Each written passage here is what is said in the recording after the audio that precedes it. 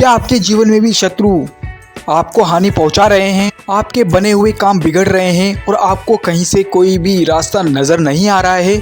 हर समय आपको शत्रु का भय सताता है और आपके संकट दूर होने का नाम नहीं ले रहे हैं? तो आज से आपकी ये सारी परेशानियां दूर होने वाली है, क्योंकि आज हम आपके लिए कैसा पावरफुल मंत्र लेकर आए हैं जिसके उच्चारण से या फिर सुनने मात्र से आपके शत्रु का नाश हो जाएगा।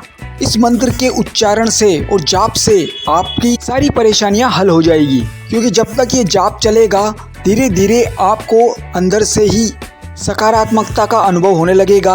बस इस मंत्र को आपको पूरा सुनना है और जाप करना है, क्योंकि ये मंत्र हर संकट हरने वाला है, संकटों का नाश करने वाला है। तो कौन सा है वो मंत्र, जानने से पहले अगर आप भी इस वीडियो पर पहली बार आए हैं तो चैनल को सब्सक्राइब कर लें और वीडियो अच्छी लगे तो लाइक ज़रूर कीजिएगा। तो चलिए वीडियो को शुरू करते हैं। मंत्र कुछ इस प्रकार है। ओम सूर्यपुत्राय नमः। ओम शं शनिश्चराय नमः। ओम सूर्यपुत्राय नमः। ओम शं शनिश्चराय नमः।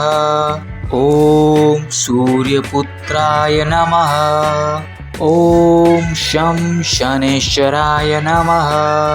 ओम सूर्यपुत्राय नमः।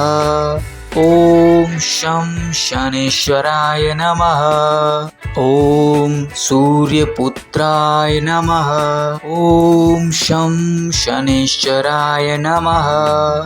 ओम सूर्यपुत्राय नमः। ओम शं शनिश्चराय नमः। ओम सूर्यपुत्राय नमः।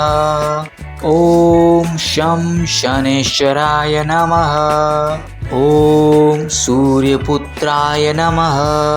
ओम शं शनिश्चराय नमः। ओम सूर्यपुत्राय नमः। ओम शं शनिश्चराय नमः। ओम सूर्यपुत्राय नमः। ओम शं शनिश्चराय नमः। ओम सूर्यपुत्राय नमः। ओम शं शनिश्चराय नमः। ओम सूर्यपुत्राय नमः।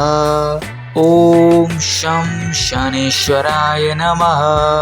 ओम सूर्यपुत्राय नमः। ओम शं शनिश्चराय नमः। ओम सूर्यपुत्राय नमः। ओम शं शनिश्चराय नमः।